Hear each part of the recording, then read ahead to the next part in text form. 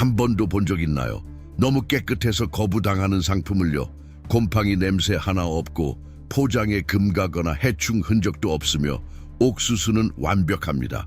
황금빛으로 반짝이며 포장은 완벽하고 농업의 모범 사례를 따르는 듯한 모습입니다. 그런데도 상하이, 로테르담, 지다 항구의 컨테이너에 완벽하게 정렬되어 있지만 아무도 손대지 않습니다. 검사도 하역도 언급도 없습니다. 마치 존재하지 않는 것처럼요. 그 포장지에 적힌 문구는 한때 우수함의 상징이었습니다. 미국산 제품, 수십 년간 문을 열어주고 구매자들을 줄서며 장기 계약을 보장하던 문구였죠. 하지만 이제 그 문구는 마치 형벌처럼 보입니다. 죽음은 아니지만 무관심의 형벌이요. 어쩌면 그게 더 아플지도 모릅니다. 국제적으로 항의도 없었습니다. 공식적인 거부도 없었죠. 그저 한 걸음 물러섰을 뿐입니다. 그리고 미국 수출업자들이 이를 알아챘을 땐 이미 전화는 울리지 않았고 주문은 사라졌으며 계약은 증발했습니다.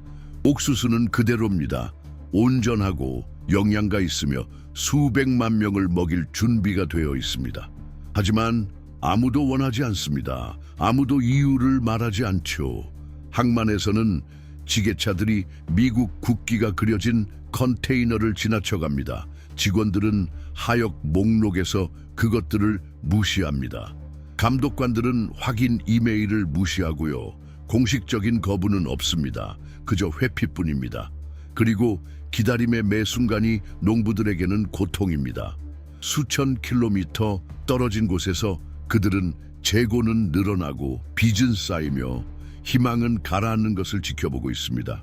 미국의 농업 강국으로서의 명성은 어디로 갔나요? 어떻게 해서 한때 풍요와 신뢰의 상징이었던 것이 장애물, 불편한 브랜드, 그림자처럼 되었을까요? 이것은 단지 옥수수 문제일까요? 아니면 훨씬 더 깊은 무언가가 벌어지고 있는 걸까요?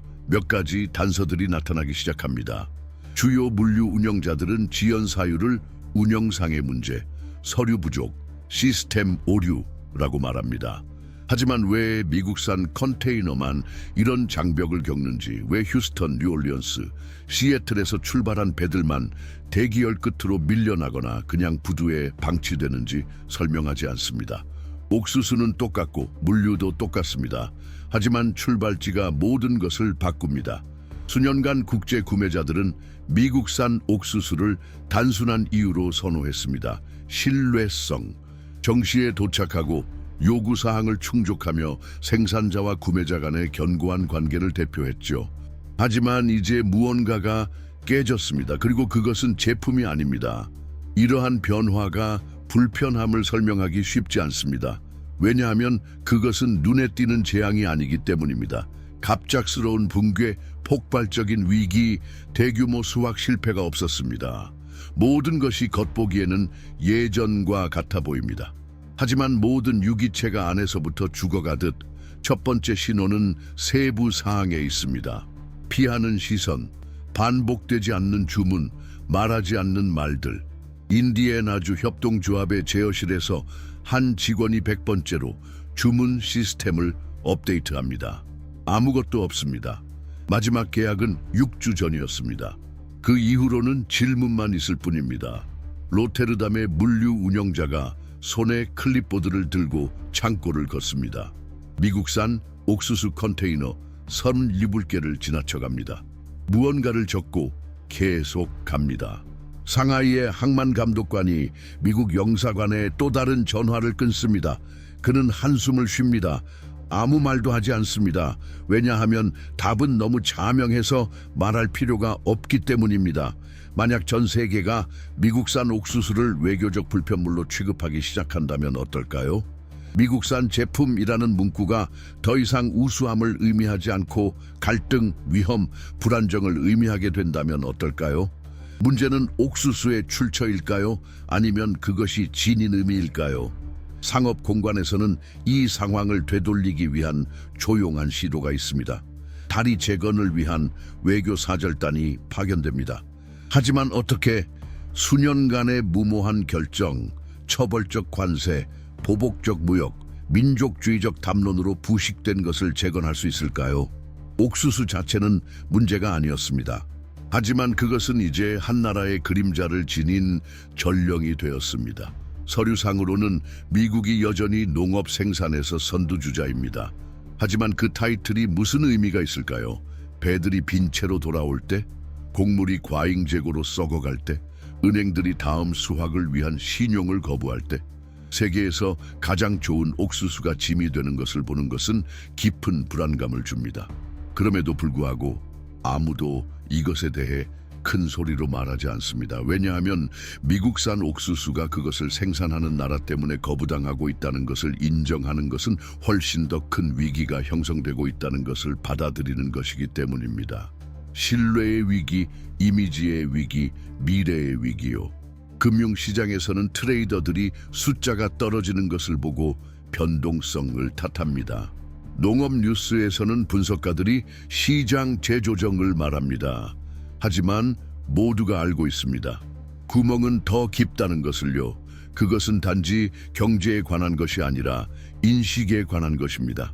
명성은 수십 년에 걸쳐 쌓아온 자산이며 뉴스 한 사이클, 트윗 하나 잘못 계산된 제재로 증발할 수 있습니다. 농부들은 여전히 모든 것이 정상으로 돌아갈 것이라고 믿고 있습니다. 그것은 단지 한 단계일 뿐이며 주문이 다시 시작될 것이라고요. 하지만 하루하루가 지나갈수록 그 희망은 더 약해집니다. 더 이상 부정처럼 보입니다. 점차적으로 소란 없이 신호들이 나타나기 시작했습니다. 처음에는 조용히, 그 다음에는 점점 더 확실하게, 그리고 결국엔 무시할 수 없을 만큼 뚜렷해졌습니다. 2025년 2월의 어느 평범한 아침, 네브래스카 주의 58세 농부인 폴 슈나이더는 수십 년간 하던 대로 일어났습니다. 금속 컵에 담긴 쓴 커피, 단단히 묶인 부츠, 그리고 AM 라디오의 소리만이 들리는 침묵 속에서 말이죠. 하지만 그날 메시지는 달랐습니다. 이집트로 가는 배가 화물을 취소했다는 것이었습니다. 설명도 없고 환불도 없었습니다. 단지 자동 알림 하나, 운영 취소를 요청합니다. 폴은 몇 분 동안 화면을 가만히 바라보았습니다. 그는 그 의미를 알았습니다. 단순히 계약 하나가 사라진 것이 아니었습니다. 9년 연속으로 그의 생산물을 구입했던 동일한 고객이었고, 그들은 한 번도 결제를 지연시킨 적이 없었습니다. 그 갑작스러운 결연은 우연이 아니었습니다. 그리고 그는 이미 알고 있었습니다. 그것은 실수가 아니었습니다. 그것은 작별 인사였습니다. 그는 사일로로 걸어가 무거운 철문을 열고 안을 들여다보았습니다. 옥수수는 여전히 거기 깨끗하게 보관되어 있었고 예전과 같았습니다. 그러나 이제는 다른 무게를 지니고 있었습니다. 보이지 않는 무게, 더 이상 환영받지 못하는 무게. 폴이 그 순간 겪고 있는 일은 수십 개 주의 농부들도 느끼고 있었습니다. 신호들은 도처에 있었습니다. 전화는 덜 울리고, 협동조합 관리자들은 더 천천히 말하고, 은행에서는 대출 재조정을 위해 긴 줄을 서고 있었으며 그 대출은 몇 년 만에 처음으로 위험에 처해 있었습니다. 온 가족이 말로는 하지 않지만 세계가 어딘가에서 고개를 돌리기 시작했다는 것을 이해하며 사는 법을 다시 배우고 있었습니다. 그리고 이것이 아픈 점입니다. 공식적인 선언된 금수 조치, 서명된 제재가 없었습니다. 단지 물러남이 있었습니다. 서서히 사라지는 것. 한국에서의 구매는 공식적으로 중단된 것이 아니었지만 더 이상 이루어지지 않았습니다. 베트남과의 계약은 끊어지지 않았지만 단지 만료되었습니다. 그리고 시위 대신 침묵이 있었습니다. 분명한 책임자가 아닌 단지 추측만 있을 뿐이었습니다. 우리가 겪고 있는 것은 제품의 붕괴가 아닙니다. 그것은 정체성의 거부입니다. 인디애나에서는 그 이야기가 반복됩니다. 로라와 마이클 젠슨은 각각 60대 초반으로 40년 넘게 옥수수를 재배해 왔습니다. 그들은 결코 자랑하지 않았습니다. 항상 땅을 인내로 돌보았습니다. 아이들이 도시로 떠나는 것을 보았고 큰 기업들의 매입 제한도 거절했습니다. 그들은 땅이 기억을 가진다고 믿었습니다. 아마 그래서 지금의 고통이 이렇게 설명하기 어려운 것일지도 모릅니다. 그 땅은 여러 계절 동안 충실했지만 이제는 더 이상 줄 곳이 없습니다.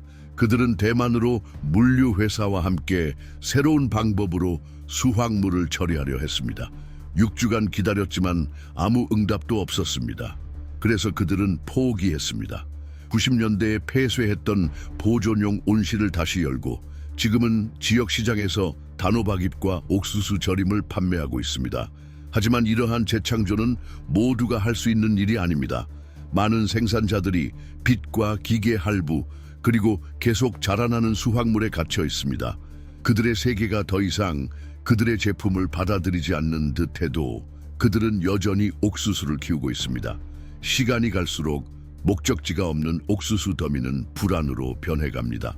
그것이 손실 그 자체 때문이 아니라 버려지고 있다는 느낌 때문입니다. 제대로 해왔음에도 불구하고 버려졌다는 느낌, 이것은 깊이 부식된 것입니다. 소리 없이, 그러나 뼈에 무게를 두는 유형의 버려짐입니다. 그 무게는 어린 시절 친구들 간의 대화 속에서 자라며 이제는 농업보다는 은행 이야기가 더 많습니다.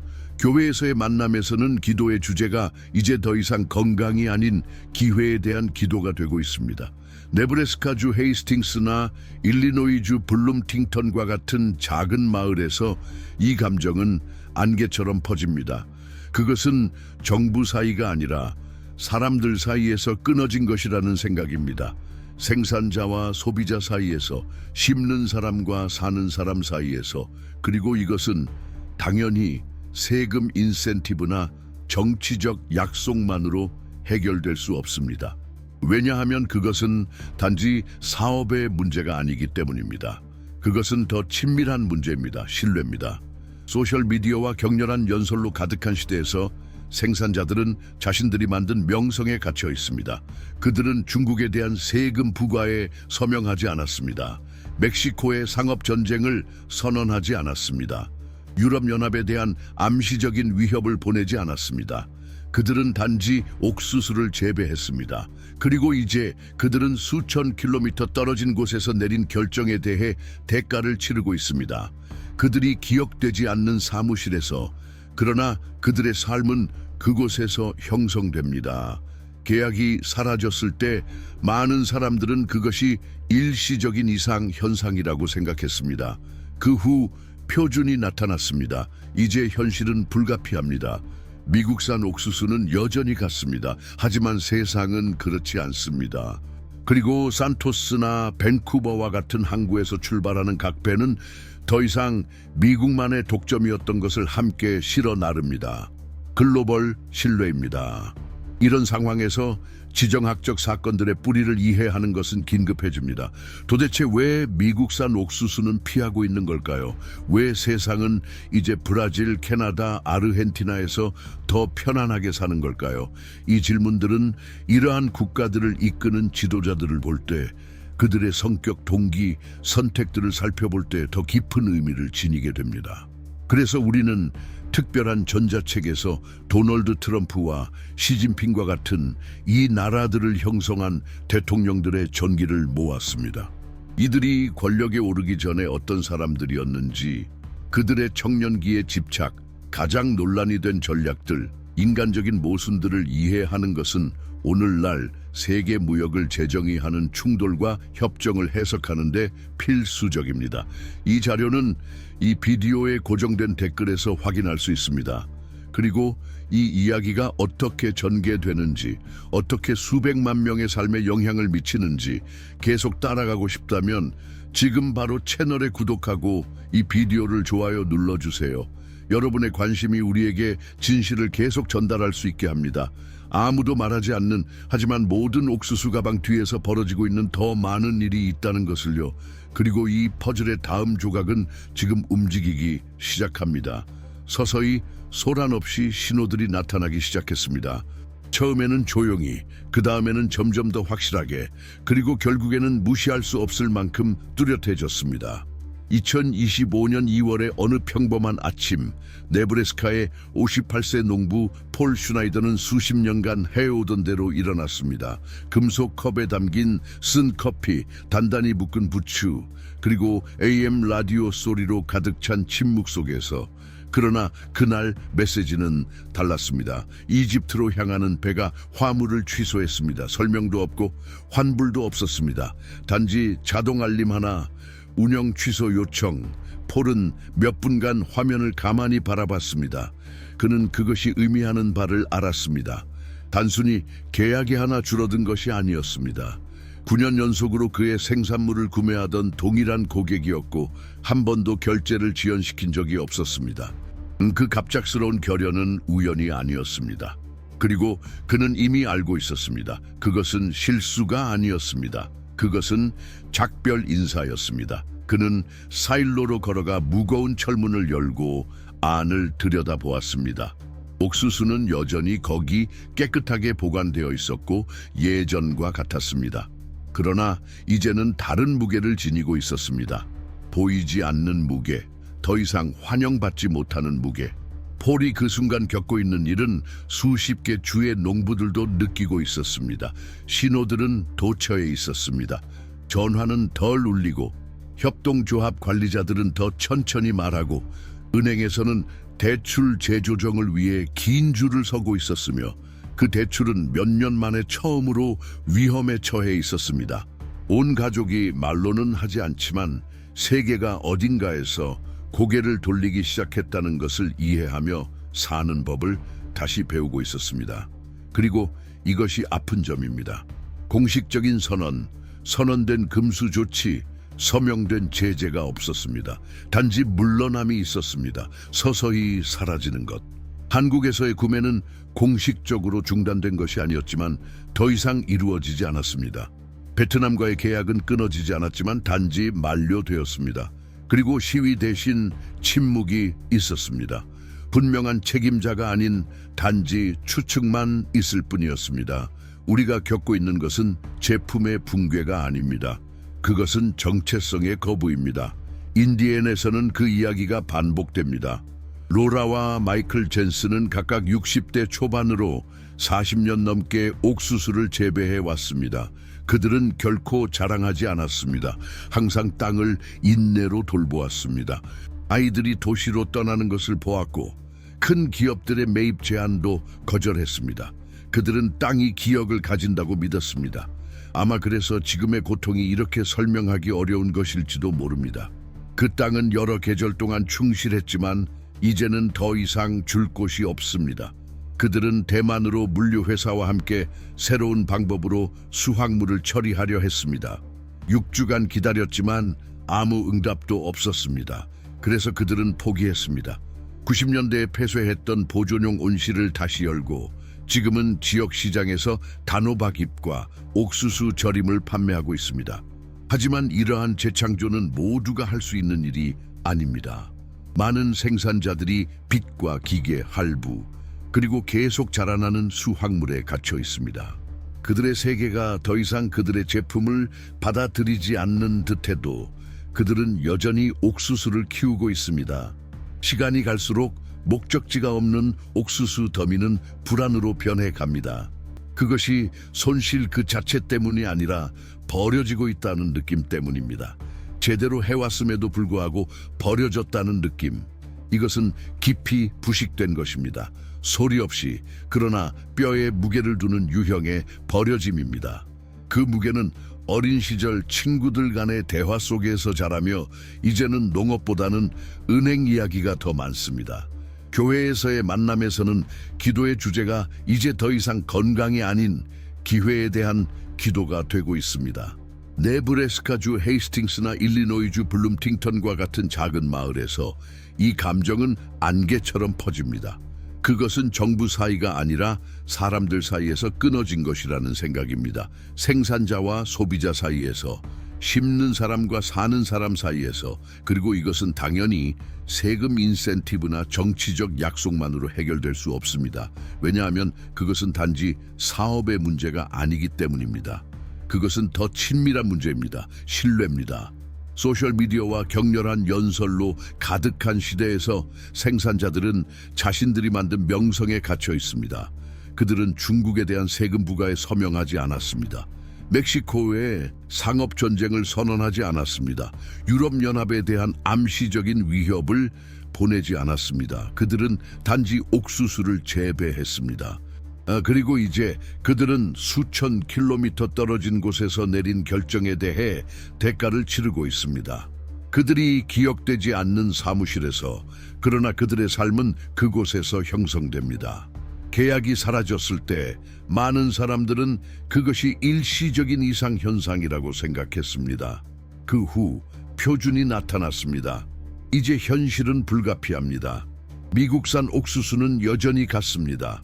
하지만 세상은 그렇지 않습니다. 그리고 산토스나 밴쿠버와 같은 항구에서 출발하는 각 배는 더 이상 미국만의 독점이었던 것을 함께 실어 나릅니다. 글로벌 신뢰입니다. 이런 상황에서 지정학적 사건들의 뿌리를 이해하는 것은 긴급해집니다. 도대체 왜 미국산 옥수수는 피하고 있는 걸까요? 왜 세상은 이제 브라질, 캐나다, 아르헨티나에서 더 편안하게 사는 걸까요? 이 질문들은 이러한 국가들을 이끄는 지도자들을 볼 때, 그들의 성격, 동기, 선택들을 살펴볼 때 더 깊은 의미를 지니게 됩니다. 그래서 우리는 특별한 전자책에서 도널드 트럼프와 시진핑과 같은 이 나라들을 형성한 대통령들의 전기를 모았습니다. 이들이 권력에 오르기 전에 어떤 사람들이었는지, 그들의 청년기의 집착, 가장 논란이 된 전략들, 인간적인 모순들을 이해하는 것은 오늘날 세계 무역을 재정의하는 충돌과 협정을 해석하는 데 필수적입니다. 이 자료는 이 비디오의 고정된 댓글에서 확인할 수 있습니다. 그리고 이 이야기가 어떻게 전개되는지, 어떻게 수백만 명의 삶에 영향을 미치는지 계속 따라가고 싶다면 지금 바로 채널에 구독하고 이 비디오를 좋아요 눌러주세요. 여러분의 관심이 우리에게 진실을 계속 전달할 수 있게 합니다. 아무도 말하지 않는, 하지만 모든 옥수수 가방 뒤에서 벌어지고 있는 더 많은 일이 있다는 것을요. 그리고 이 퍼즐의 다음 조각은 지금 움직이기 시작합니다. 그리고 그건 여기서 끝나지 않습니다. 만약 10년 전 누군가가 캐나다가 특정 전략적 틈새에서 아시아와 유럽의 수입업자들과의 협정에서 미국을 초과할 것이라고 말한다면 그 사람은 회의론자라고 불렸을 것입니다. 하지만 2025년 그것은 더 이상 가설이 아닙니다. 그것은 현실입니다. 그리고 그 현실은 시끄럽지 않습니다. 격렬한 헤드라인이나 애국적인 연설의 현실이 아닙니다. 그것은 차가운 계산과 꾸준함으로 만들어진 현실입니다. 미국이 자신의 우월성을 재확인하는 데 몰두하는 동안 캐나다는 단지 실현하기 시작했습니다. 하지만 캐나다는 정확히 무엇을 이해했을까요? 미국은 보지 않으려 했던 무엇을? 어쩌면 오늘날의 세계에서 평판은 수사로 방어되지 않는다는 것을. 그것은 데이터로 구축됩니다. 투명성으로. 변덕스러운 바람에도 불구하고 계약을 지키는 것으로. 미국산 옥수수가 서류 승인과 정치적 금수 조치 해결을 기다리는 동안 캐나다산 옥수수는 이미 QR코드로 추적 가능하고 부속 보고서와 디지털로 인증된 영수증이 함께 하선되고 있었습니다. 자카르타의 구매자는 외교관에게 전화를 걸 필요가 없었습니다. 단지 캐나다 운송업체의 앱을 통해 화물의 전체 기록을 확인할 수 있었습니다. 어떤 품종이 사용되었는지, 비료는 언제 적용되었는지, 위생검사 담당자는 누구였는지 모든 정보가 그곳에 있었습니다. 그리고 바로 이 지점에서 게임의 판도가 바뀝니다. 왜냐하면 우리가 상상하는 것과는 달리 국제무역은 단지 가격을 중심으로 돌아가지 않습니다. 그것은 통제, 안전, 예측 가능성을 중심으로 돌아갑니다. 그리고 그것을 맹목적인 충성을 요구하지 않고 제공하는 자가 공간을 차지하게 됩니다. 캐나다는 약속으로 다가온 것이 아닙니다. 보증으로 다가왔습니다. 간단한 물류로, 명확한 프로토콜로, 정시 배송으로. 그리고 구매자들이 그 사실을 깨달았을 때 그들은 네브래스카의 협동조합이 아닌 엘버타의 협동조합과 계약 갱신을 서명하고 있었습니다. 하지만 여기에는 질문이 있습니다. 왜 이것이 이전에 일어나지 않았을까요? 그 대답은 농업에 대한 논의에서 잘 다뤄지지 않는 한 단어에 있을 수 있습니다. 트라우마. 최근 몇 년간 계약이 정부의 결정으로 취소된 구매자들의 트라우마. 그들은 자신의 선적이 전혀 관계없는 무역 분쟁으로 인해 지연된 경험을 했습니다. 비상 타리판나 상호 제재로 인해 깜짝 놀랐습니다. 이 시나리오에서 옥수수는 원하지 않는 전령이 되었습니다. 그리고 그런 일이 일어나면 시장은 항의하지 않습니다. 시장은 물러납니다. 캐나다는 그 공백을 정확하게 채울 줄 알았습니다. 식물의 유전자를 변경하지 않았고 기적의 품종을 발명하지도 않았습니다. 그들은 본질을 유지하면서 주변을 재편성했습니다. 항구를 자동화했습니다. 수직 저장에 투자했습니다. 더 빠르고 안전한 무역 경로를 검증하기 위해 대학과 파트너십을 맺었습니다. 그리고 아마도 가장 영리한 점은 그들은 농업을 정치화하지 않았습니다. 옥수수를 깃발로 만들지 않았습니다. 그것이 항상 그랬던 것처럼 음식, 자원, 에너지로 두었습니다. 비즈니스 회의에서 캐나다인들은 설득하려 하지 않았습니다. 그저 결과를 보여주었습니다. 숫자를 제시하고 보고서를 전달하며 터미널을 방문하도록 초대했습니다. 그리고 고객들은 갔고 돌아왔습니다. 열정 때문이 아니라 안도감 때문이었습니다.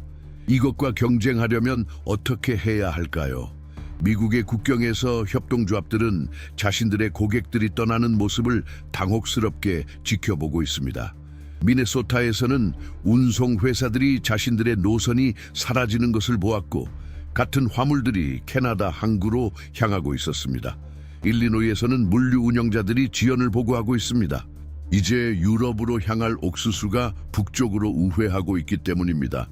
그리고 아무도 그것을 되돌려 보내려 하지 않습니다. 미국의 생산자들이 아직 자신들이 통제할 수 없는 것과 싸우고 있다는 사실을 깨닫지 못한 걸까요?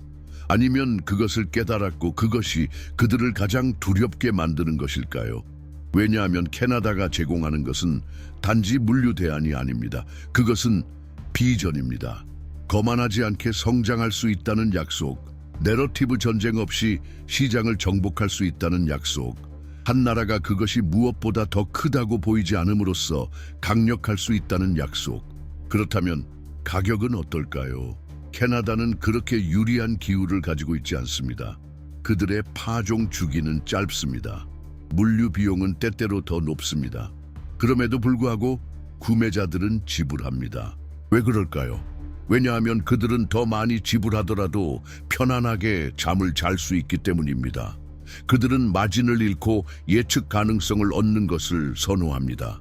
그들은 위기 속에서도 침착함을 유지하며 상업을 자존심의 전쟁으로 바꾸지 않는 파트너에게 투자하는 것을 선호합니다. 이것은 가장 받아들이기 어려운 교훈입니다. 미국이 품질이 없어서가 아닙니다. 품질만으로는 더 이상 충분하지 않다는 것입니다. 세상은 변했습니다. 구매자들은 변했습니다. 독점의 시대는 끝났습니다. 그리고 제품만 제공할 줄 아는 사람은 최고의 곡물을 가지고 있더라도 뒤처지게 될 것입니다. 캐나다 서부 브랜든과 같은 작은 도시에서는 30세 이하의 젊은 생산자들이 이미 일본, 사우디아라비아, 독일과 직접 거래하고 있습니다. 그들은 정장을 입지 않습니다. 마케팅 팀도 없습니다. 그들은 엑셀표, 모니터링 위성 통합 자동 번역기를 갖춘 수출 플랫폼을 사용합니다. 한때 불가능해 보였던 일들이 이제는 기본입니다. 한편 미국 중서부의 수출 사무실에서는 노련한 이사들이 여전히 예전의 매뉴얼을 훑어보고 오래된 연락처를 다시 확인하며 몇 달째 응답이 없는 채널을 재활성화하려고 노력하고 있습니다.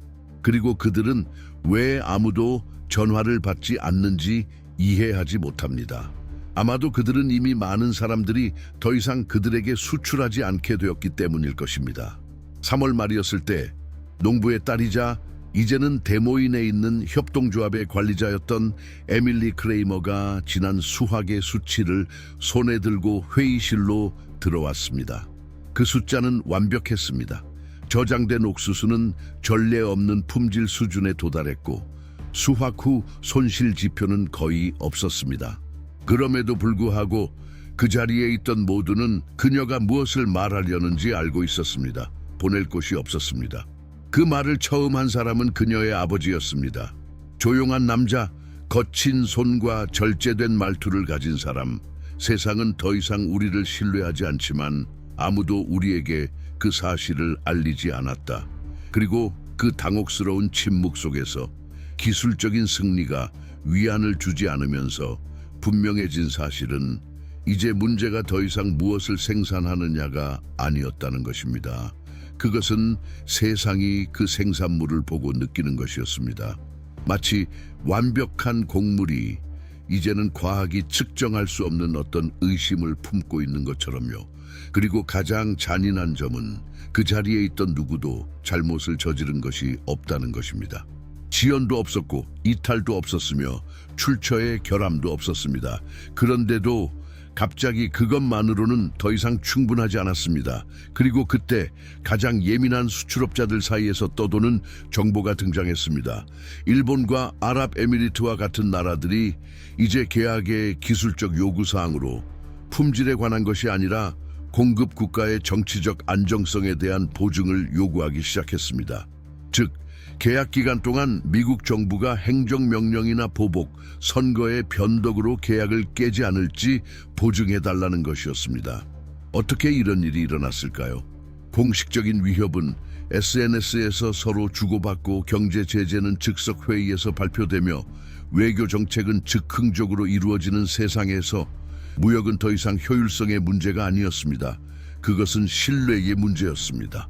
그리고 많은 구매자들의 눈에 미국은 더 이상 그 신뢰를 제공하지 않았습니다. 하지만 더욱 교활한 또 다른 세부 사항이 있습니다. 수입업자들은 이제 기후 데이터와 정치 데이터를 교차 분석하기 시작했습니다. 예를 들어 아랍에미리트에서 한 곡물 수입업체는 특정 공급 지역의 정치적 분위기를 바탕으로 계약이 깨질 위험을 계산하는 인공지능 도구를 사용했습니다. 일리노이를 분석한 결과 지난 5년 동안 심각한 변동성이 있었음을 발견했습니다. 트럭 운전사의 파업, 디젤 가격의 변동, 주와 연방 간 규제 충돌 등 모두 물류에 영향을 미쳤습니다. 반면 캐나다 서스케처원에서 동일한 분석을 진행했을 때는 안정된 곡선을 보였고 위험이 높지 않았습니다. 그 결과 계약이 캐나다로 돌아갔습니다. 그리고 이것은 일상에 직접적인 영향을 미칩니다. 인디애나주 콜럼버스에는 수십 년 동안 지역 협동조합에서 직접 원자재를 구매하던 한 가족 빵집이 있습니다. 올해 처음으로 그들은 중개업체에 의존해야 했습니다. 지역 생산자들이 화물을 선적할 수 없었기 때문입니다. 옥수수는 국제 계약 부재로 묶였고 국내 시장은 빵집이 감당할 수 없는 가격과 기한을 요구하기 시작했습니다. 결과는 직원 수 감소, 생산량 감소, 빵도 줄어들었습니다. 큰 배에만 관한 것이 아닙니다. 그것은 체인에서 잊혀지면 조용히 폭발하는 작은 고리들에 관한 것입니다. 사우스다코타 주 시우폴스에서는 수출용 동물 사료를 생산하던 한 기업이 세 개의 저장고를 폐쇄해야 했습니다.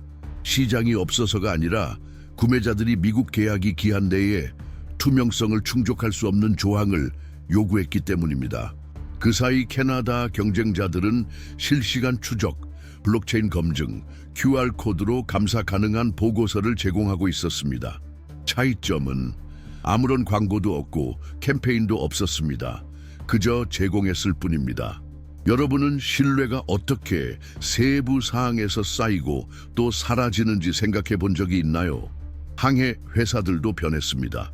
캘리포니아 항구에서 우선적으로 처리되던 화물이 이제는 몇 주를 기다려야 합니다. 한국에서 온 상업 선박들은 이제 특정 미국 터미널에서 정박하려면 추가 요금을 요구하고 있습니다. 이유는 임의의 검사와 외교적 지연 위험 때문입니다. 그 사이 밴쿠버 항구에서는 흐름이 원활하게 이어지고 있으며 정부의 중개가 필요하지 않습니다. 이제는 관료주의가 가장 큰 상업 장벽이 되었습니다. 세금이나 세금이 아닙니다. 그리고 이 모든 상황 속에서 미국 생산자는 마치 배에 승선한 승객처럼 느껴집니다. 그는 심고 투자하고 저장하고 기다립니다. 하지만 계약의 목소리도 없고 결정의 자리가 없습니다. 그는 그를 들으려 하지 않는 외교에 휘둘리고 있습니다. 그리고 그가 고통스러워하는 것은 단지 구매자가 없어서가 아닙니다. 그것은 자신의 이야기에 대한 통제권을 잃었다는 느낌입니다. 바로 이 감정이 아이오와 주시더 카운티의 한 농촌 공동체를 이끌어 전례 없는 프로젝트를 시작하게 했습니다. 직접적으로 국제 구매자와 거래할 수 있는 자체 디지털 플랫폼을 만들기로 한 것입니다. 그들은 기본적인 웹사이트, 추적 시스템, 실시간 번역기를 구축하는 데 성공했습니다. 네, 그럼에도 불구하고 여전히 직면한 예상치 못한 장애물이 있었습니다. 미국이라는 단어는 여전히 계약에서 잡음으로 작용하고 있었습니다. 그 잡음은 노력만으로 사라지지 않습니다. 왜냐하면 이제 문제는 숫자가 아니라 서사에 있기 때문입니다. 그리고 어떻게 그 서사를 재건할 수 있을까요? 그것이 잘못된 목소리들에 의해 훼손되었을 때 아마도 그 답은 대중에게 전해지지 않은 이야기들에 있을 것입니다. 비공식 회의에서 내려진 전략적 결정들, 심지어 미소로 표현된 위협을 담고 있는 발언들. 왜냐하면 결국 글로벌 인식을 형성하는 것은 일어난 일이 아니라 그것을 이끌어가는 사람들이기 때문입니다. 그리고 그 지도자들을 이해하는 것, 그들의 선택과 모순, 그들이 권력을 얻은 길을 이해하는 것이 바로 오늘날 미국 옥수수, 밀, 대두, 그리고 신뢰에 무슨 일이 일어났는지 이해하는 유일한 방법일 것입니다. 그래서 우리는 도널드 트럼프와 시진핑과 같은 이 시대의 지도자들을 다룬 전자책을 추천합니다. 그들의 정치적 집착, 내적 충돌, 때때로 젊은 시절부터 발전한 지정학적 전략들은 오늘날 세계 무역을 해석하는 데 필수적인 요소입니다. 그들이 어떻게 생각하고 어디서 왔으며 무엇을 원하는지 이해하는 것은 단순한 헤드라인을 넘어서서 진정한 이해를 원하는 사람들에게 필수적인 작업입니다. 이 자료는 이 비디오의 고정 댓글에서 다운로드할 수 있습니다. 세상이 돌아가던 곳이 멈추면 무엇이 일어날까요? 그것은 속도를 줄이지도 않고 적응하지도 않고 유지보수도 하지 않습니다. 멈춥니다. 수십 년 동안 한 국가 경제의 중심이었던 것을 멈추는 것입니다. 바로 일리노이에서 일어난 일이었습니다. 이곳에서 자란 사람들은 일찍이 알게 되었습니다. 그 주는 말로 이루어진 것이 아니라 움직임으로 이루어졌다는 것을. 철도, 그레인으로 가득 찬 기차가 지평선을 가로지르며 뱀처럼 기어가고, 트랙터가 계절 사이를 가로지르는 시간을 만들며, 트럭은 옥수수 100개를 실고 도로를 가르고, 미시시피 강에서는 바지선이 아무것도 막을 수 없는 듯 미끄러져 갑니다. 그곳에서는 땅과 강철이 말을 했습니다. 그리고 오랫동안 크게 말했습니다. 그러다 이제는 무시당하기 시작했습니다. 첫 번째로 사라진 것은 구매자도 계약도 아니었습니다. 바로 소리였습니다. 물건을 창고로 운반하는 컨베이어 벨트의 지속적인 진동, 밤늦게까지 돌아가는 사일로의 윙윙거리는 소리, 항구로 향하는 야간 기차의 기적소리. 이 소리들은 디케이터, 피오리아, 카이로 같은 도시들의 사운드 트랙의 일부였습니다. 그리고 갑자기 그 소리들이 멈췄습니다. 그것은 침묵이 휴식이 아니라 경고로 변할 때 얼마나 이상한지를 깨닫는 순간입니다. 30년 넘게 이스트 세인트 루이스에서 물류 운영을 해온 조 메갈리스터는 이런 정체된 상황을 본 적이 없다고 말했습니다. 2008년 위기 때도 1993년 그 대가뭄 때도 이런 적은 없었어요. 항상 무언가가 있었죠. 지금은 마치 전원 스위치를 끄듯 모든 게 멈춘 것 같아요. 그의 마지막 전화는 선적 일정을 잡기 위한 전화가 아니었습니다. 그것은 출발하지 않는 옥수수를 저장할 공간을 요청하는 농부의 전화였습니다. 공간이 부족해졌습니다. 그리고 그 후 비공식적인 경고들이 오기 시작했습니다. 공개되지 않았고 공식적이지 않았습니다. 수출업자, 보험사, 운송업체들 사이에서 흘러다닌 속삭임과 같은 소식들. 유럽 국가들이 노선을 변경하고 있다. 중동 수입업자들이 이번 분기에 미국 항구를 피하려 한다. 일부 회사들은 미국에서 출발한 계약에 대해 불가항력 조항을 재검토하고 있다. 불가항력 조항, 허리케인, 팬데믹, 전쟁에 사용해야 할 용어였던 그것이 이제 정치적 결정, 제도적 변화, 금수 조치의 위험에 적용되고 있습니다. 가장 구조적인 국가가 불안정한 국가로 읽히게 되었습니다. 그리고 아무도 그 사실을 큰 소리로 말하지 않았습니다. 하지만 계약들은 진실을 말했습니다. 퀸시에서 130명의 직원을 고용하고 있던 가공 공장의 관리자는 2개의 교대를 중단해야 했습니다. 생산이 감소해서가 아니라 선적이 중단되었기 때문입니다. 재고는 있었습니다. 제품도 있었습니다. 없었던 것은 목적지였습니다. 모든 것이 정확했어도 거부당할 수 있나요? 최근의 역사는 답합니다. 예. 왜냐하면 기준은 단지 제품에 있는 것이 아니기 때문입니다.